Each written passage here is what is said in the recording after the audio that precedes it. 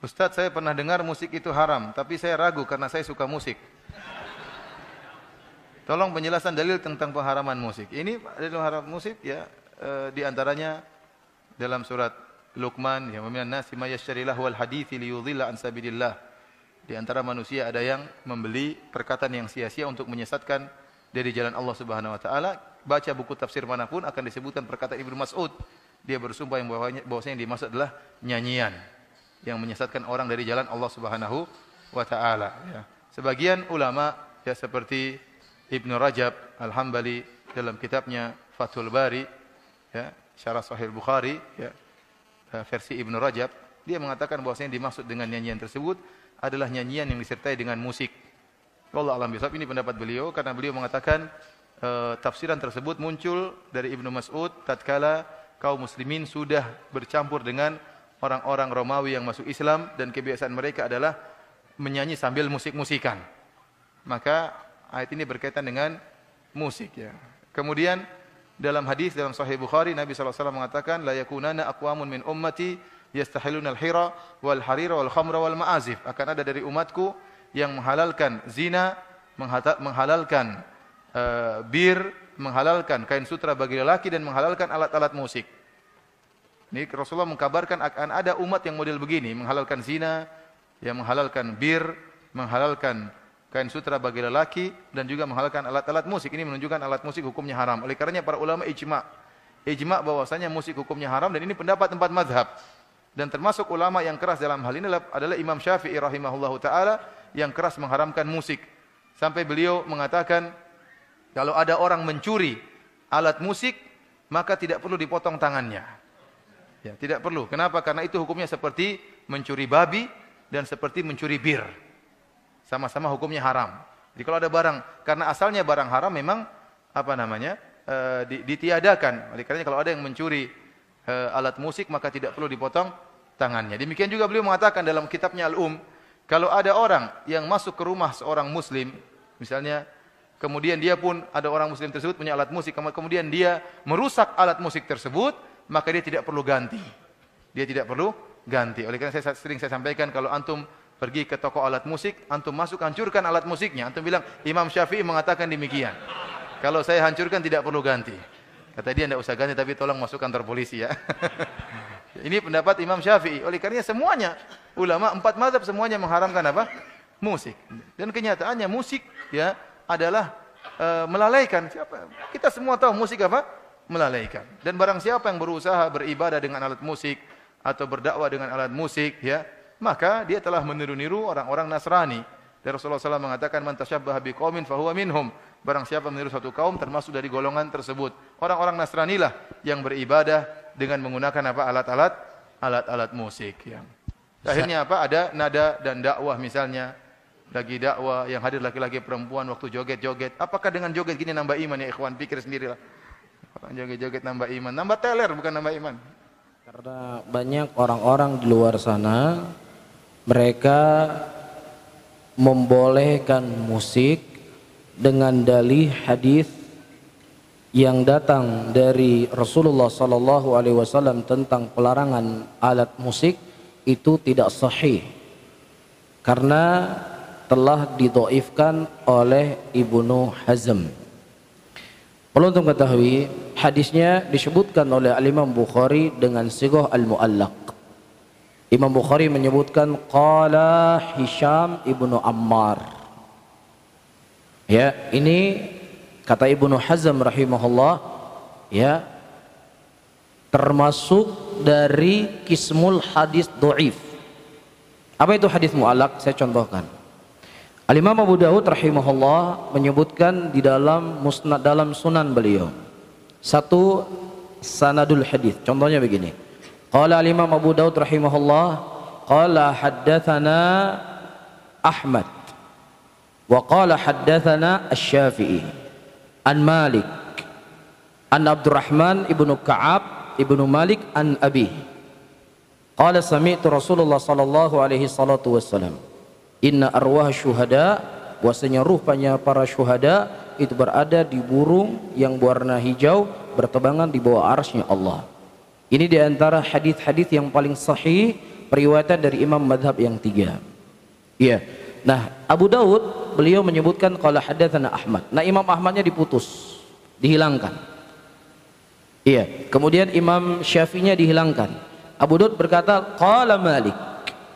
Abu Daud kan tidak mendengar dari Imam Malik. Berarti di sini apa? Terputus. Nah, begitu juga Al-Imam Bukhari rahimahullah di sini menggunakan sighah qala. Tidak menyebutkan haddatsana, tidak menyebutkan aku telah mendengar, telah mengkhabarkan kepadaku. Hujjah Ibnu Hazm dalam masalah ini adalah hujjah yang keliru. Yang mengatakan keliru bukan saya ya, tapi para ulama. Kenapa? Karena Hisham bin Ammar adalah salah seorang dari guru Al-Imam Bukhari. Bahkan Al-Imam Bukhari rahimahullah menyebutkan dalam sahih beliau, dalam lafaz hadis yang lain, beliau mengatakan qala haddatsana Hisham bin Ammar. Ini menunjukkan bahwasanya Imam Bukhari mendengar dari gurunya Hisham bin Ammar. Contohnya misalnya begini, antum hadir di pengajian Ustaz Mufli, antum katakan qala Ustaz Mufli. Antum hadir di majelis beliau. Enggak perlu antum mengatakan saya telah mendengar Ustaz Mufli berkata demikian. Karena antum memang sebagai murid beliau. Bisa difahami? Ini salah satu hujjah Al-Imam Ibnu Hazm sangat lemah dalam mendhaifkan hadis ini. Yang kedua, ya, sahabat yang meriwayatkan hadis ini rawinya ragu, Abu Malik ataukah Abu Yasir, satu di antara keduanya. Dan jahalahnya sahabat, ketidaktahuannya sahabat itu tidak memudaratkan hadis, karena seluruh para sahabat itu udul. Apakah hadisnya diriwayatkan dari Aisyah, apakah dari Abu Hurairah, apakah dari Ibnu Umar, apakah dari Ibnu Abbas, tidak memudaratkan hadis selama orang yang meriwayatkan hadis dari sahabat tersebut mendengar dari sahabat, sehingga tidak ada hujjah sama sekali dari pendhaifan Al-Imam Ibnu Hazm hadis Rasulullah sallallahu alaihi wasallam, yakunna min ummati yastahiluna al-hir wal haril wal ma'azif. Jadi fahami, kalaupun seandainya hadis inilah hadis yang lemah, kalau lemah, ya, bukan hanya hadis ini saja yang digunakan oleh para ulama tentang haramnya musik. Di antaranya Allah mengatakan wa minan nasi may yashtari lahwal hadits liyudhillu an sabilillah. Ada di antara manusia menggunakan lawal hadis, menyesatkan manusia dari jalan Allah. Antum baca tafsir dari Ibnu Abbas, dari Ibnu Umar, dari Dhahak, dari Qatadah. Apa kata mereka tentang hadis, tentang lawal hadis ini?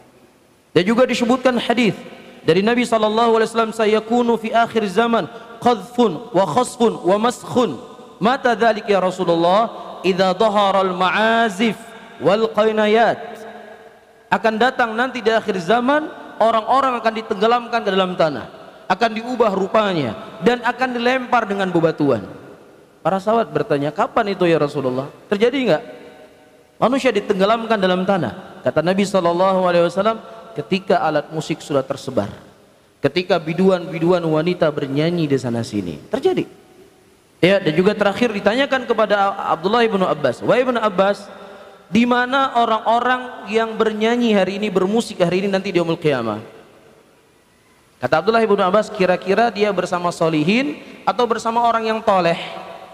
Kira-kira pemusik itu bersama orang baik atau bersama orang jelek nanti di yaumul qiyamah? Abdullah ibnu Abbas tanya kembali. Kemudian dia menjawab, ya bersama orang jelek. Ya sudah, ente sudah fatwa diri ente sendiri. Pemusik itu di mana nanti di yaumul qiyamah? Dengan orang yang jelek.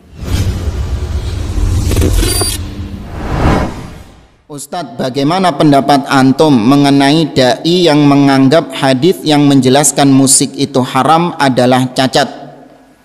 Karena syubhatnya luar biasa kepada kami yang baru hijrah. Ini kegagalan dia dalam memahami hadis. Siapa yang mencacatkan hadis tersebut? Apa dia sudah ahli hadis gitu? Ya, apa dia adalah seorang ahli hadis? Padahal hadis tersebut ada dalam Sahih Al-Bukhari. La yakunanna aqwamun min ummati yastahilluna al-hira wal harira wal khamra wal ma'azif. Akan ada kelak di antara umatku yang menghalalkan khamr, ya, sutra, ya, menghalalkan zina dan menghalalkan alat-alat musik. Ya. Kurang ada di dalam surah Luqman. Di awal-awal surah Luqman, wa minan nasi may yashtari lahwal hadits. Di antara manusia ada yang menggunakan ucapan-ucapan yang sia-sia liyudillan nas an sabil, untuk menyesatkan manusia dari jalan Allah. Ayat ini turun berkaitan dengan seorang musyrik yang bernama An-Nadhr ibnul Harith. An-Nadhr ibnul Harith seorang musyrik yang dia ingin supaya orang-orang di kota Mekah yang terpengaruh dengan Al-Quran itu enggak tertarik lagi dengan Al-Quran. Apa yang dia lakukan? Dia membeli budak-budak wanita, kemudian dipekerjakan sebagai biduan-biduan wanita yang menyanyi, menari-nari. Ketika ada yang membacakan Al-Quran, maka dilawan dengan musik-musik itu tadi. Nah, dilawan dengan musik-musik tersebut. Ini menunjukkan bahwa musik memang erat kaitannya dengan hal-hal yang haram. Buktinya digunakan untuk melawan Al-Quran. Oh, itu musiknya yang haram, Ustaz. Musiknya yang yang apa, nadanya ya, lirik yang haram. Tapi kan kita ini Islami gitu liriknya, ya. Sama dengan apa yang kita bahas pada pertemuan yang lalu. Andai kata itu memang suatu yang baik, maka tentu para sahabat sudah bikin grup band. Iya, pasti sudah bikin grup band sudah. Anda bikin grup musik sekarang, musik religi, dengan alasan ini metode dakwah yang terbaik. Anda menganggap Anda lebih baik daripada Abu Bakar, daripada Umar, daripada Utsman yang tidak berdakwah dengan musik-musik tadi. Afwan, tadi belum saya tafsirkan surat Luqman tadi. Tafsir para salaf, Anda buka dalam tafsir Ibnu Katsir dan yang lainnya. Abdullah bin Mas'ud dengan tegas mengatakan, wallahi innahu ghina. Demi Allah, yang dimaksud ayat ini adalah nyanyian, ya, adalah lagu. Abdullah bin Mas'ud sendiri yang menafsirkan hal tersebut dengan bersumpah, demi Allah yang dimaksud lahwal hadis adalah lagu, nyanyian-nyanyian. Sudah jelas, mau diapakan lagi kok cacat dadak no. Baik, bismillah. Ustaz, kenapa musik haram? Apakah di zaman Nabi ada musik tambahan? Doakan ana supaya bisa segera menikah. Dipastikan yang bertanya adalah jomblo atau single senior. Allah zaujah salihah. Semoga Allah Jalla wa Ala memberikan kepada saudara kita penanya istri yang salihah, atau kalau dia wanita, suami yang saleh. Amin ya rabbal alamin. Baik, terkait halal dan haram itu murni haknya Allah Jalla wa Ala. Tidak ada yang boleh menghalalkan, mengharamkan dan mengharamkan kecuali Allah. Nabi saja hanya menyampaikan hukum Allah. Dan ini yang pertama. Kenapa saya tekankan demikian? Karena sebagian orang ketika mendengar seorang ustaz membahas ini haram berdasarkan ayat dan hadis, langsung diklaim itu ustaz terlalu ekstrim, kurang rahmat, kurang hikmah, kurang memperhatikan perasaan umat. Dia kira agama ini seperti jual nasi. Ijak dira urang tang kurang mameh nembo saka bacut dabo saka bacut. Ijak dira teknyo campli kurang nembo campli Cina bacut dabo campli Cina. Ijak dira teknyo asam suntin tamah mendua ne tek tamah dua tek nyo agama kan mukat bu goreng. Kan kanduri. Bukan jualan. Agama sikap kita sami'na wa ata'na. Balighu anni walau ayat. Sampaikan seperti yang kalian ketahui dariku walaupun satu ayat. Sekalipun kita belum mengamalkannya, yang kemana hukum Allah tiada tawar-menawar. Walaupun kita sendiri menyelisinya, kalau A tetap A, B tetap B, walaupun jenderal yang bertanya, walaupun presiden yang bertanya, walaupun khalifah yang bertanya, hukum Allah yang A tetap A, yang haram tetap haram, yang wajib tetap wajib. Tiada tawar-menawar terhadap hukum Allah. Dan Allah telah berfirman dalam surat Al-Ahzab, "Wa ma kana lil mu'minin wa la mu'minatin idza qada Allah wa rasuluhu amran ay yakuna lahumul khiyaratu min amrihim. Wa man ya'si Allah wa rasulahu faqad dhalla dhalalan mubina." Sungguh tidak pantas bagi seorang mukmin dan mukminah jika sudah ada suatu ketetapan dari Allah dan Rasulnya, dia memilih ketetapan lain, ketentuan lain. Dan barang siapa yang bermaksiat kepada Allah dan Rasulnya, maka sungguh dia telah sesat dengan kesesatan yang nyata.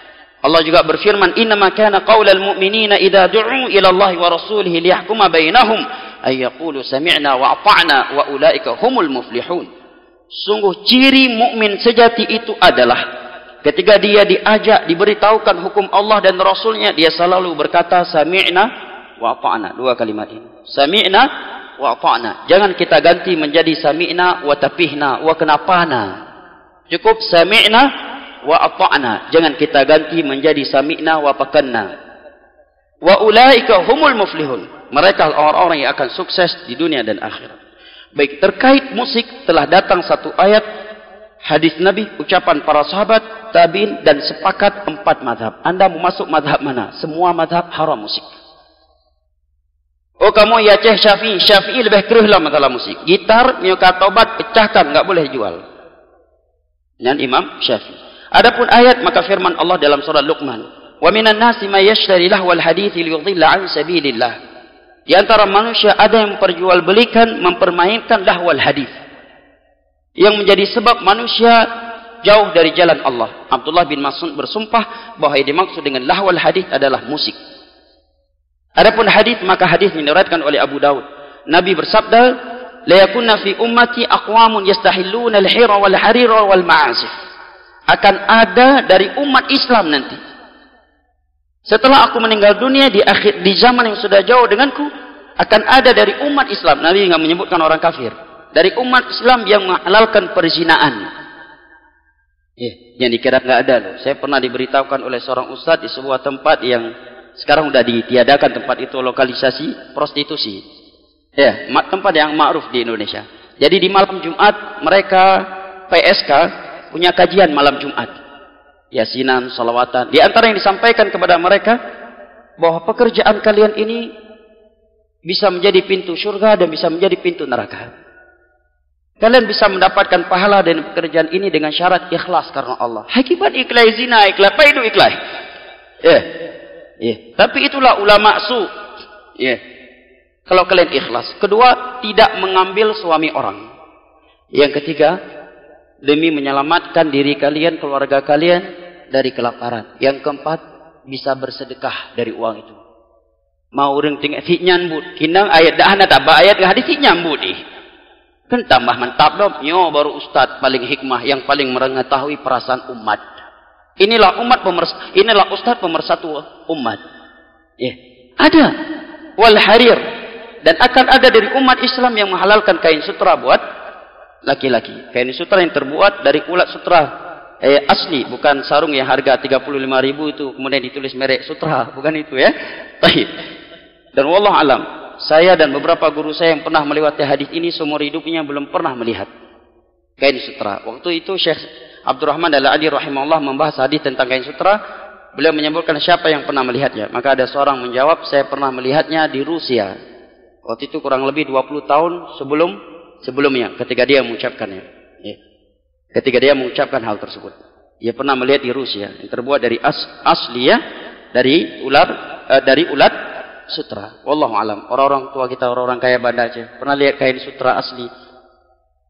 Ada di Indonesia? Kain sutra asli dari ulat sutra, Pak. Pernah lihat, Pak? Pernah, Pak? Berapa harganya? Itu kain yang luar biasa, ya. Tidak boleh dipakai oleh kaum laki-laki. Dan akan ada dari umat Islam yang akan menghalalkan musik, kata Nabi. Lah ustaz ini membolehkan kok musik. Ya, berarti ustaz tersebut masuk dalam berita Nabi tersebut.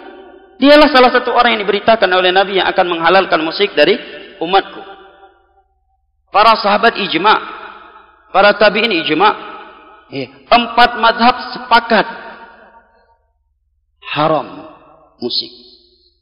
Hanabah dawali musiknya. Kalau belum bisa tinggalkan, istighfar, jangan mempermainkan hukum Allah. Istighfar kepada Allah, berdoa kepada Allah agar dibantu oleh Allah untuk meninggalkannya. Hukum Allah yang A tetap A walaupun kita belum bisa meninggalkannya. 4 mazhab sepakat haram. Oh Ustaz, ini musik Islami. Kalau ada musik Islami berarti ada pula prostitusi Islami. Karena Nabi menyebutkan hukum musik berbarengan dengan zina. Oke, kalau demikian berarti boleh juga prostitusi Islami. Bagaimana Pak Ustaz prostitusi Islami? Tempat diskotiknya ditulis ahlan wa sahlan wa marhaban. Ya. Masuk solawatan dulu, malam Jumat yasinan. Diskotik Islami. Jadi halal berarti. Iya. Dan kira-kira andai kata para sahabat bernyanyi di masa itu, Abu Bakar, kira-kira lagu apa yang akan beliau nyanyikan? Kasidah, dangdut, rock, jazz, ataukah yang lain? Kira-kira apa jamaah? Pasti bukan seperti lagu masa sekarang, pasti lagu-lagu yang bermanfaat, tapi diharamkan oleh Nabi. Dan tiada di antara mereka yang melakukannya. Apakah musik itu sudah ada di masa Nabi? Ada. Ada. Dan profesi menyanyi di masa Nabi adalah profesi yang sangat hina. Orang-orang merdeka tidak akan melakukannya. Jangankan manusia yang merdeka, budak sahaya saja tiada yang melakukannya kecuali budak sahaya yang wanita. Dan budak sahaya yang sudah berprofesi sebagai penyanyi di masa jahiliyah, di mata Abu Lahab CS, jadi jatuh harganya. Maka di dalam sebuah hadis yang diriwayatkan oleh Al-Imam Abu Daud atau di As-Sunan dari sahabat Imran bin Husain, Nabi menyatakan la yakunu fi hadhil ummah khasfun wa maskhun wa qadhfun, akan terjadi pada umat ini hujan dengan benda yang keras, batu atau kain semisal dengannya.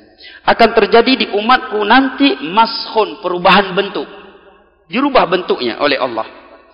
Wa qadhfun wa khasfun, seringnya terjadi gempa bumi, tanah dimasukkan ke dalam secara tiba-tiba oleh Allah.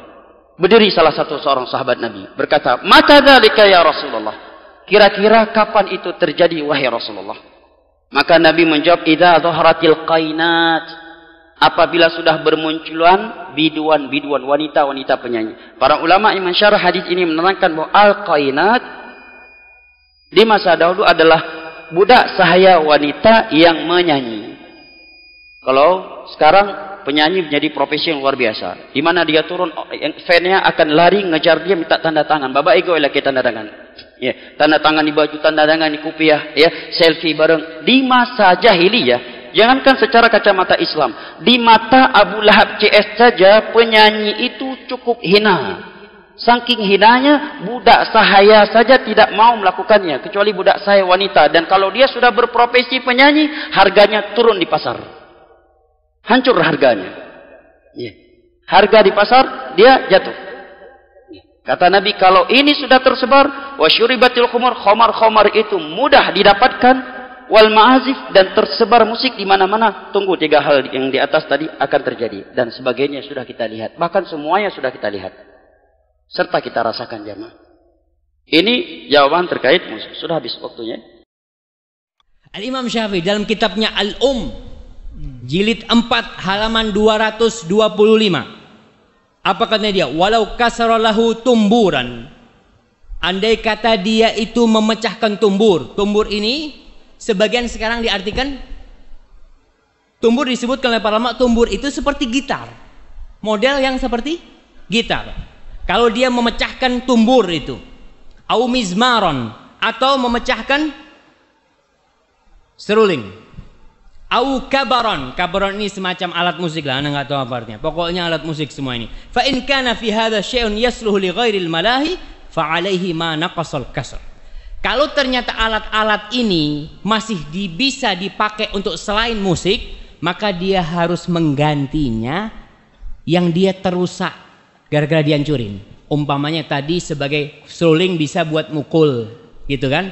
Karena patah nggak bisa buat mukul. Maka dia mengganti tuh, bukan mengganti harga alat musiknya, bukan.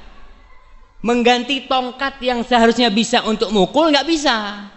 Jadi sebagai tongkat dia mengganti. Tongkat ini harganya berapa? Oh, tongkat itu harganya mamanya 10.000. Ya udah ente ganti 10.000. Bukan walaupun itu alat harganya 100.000 mamanya. Alat musik itu.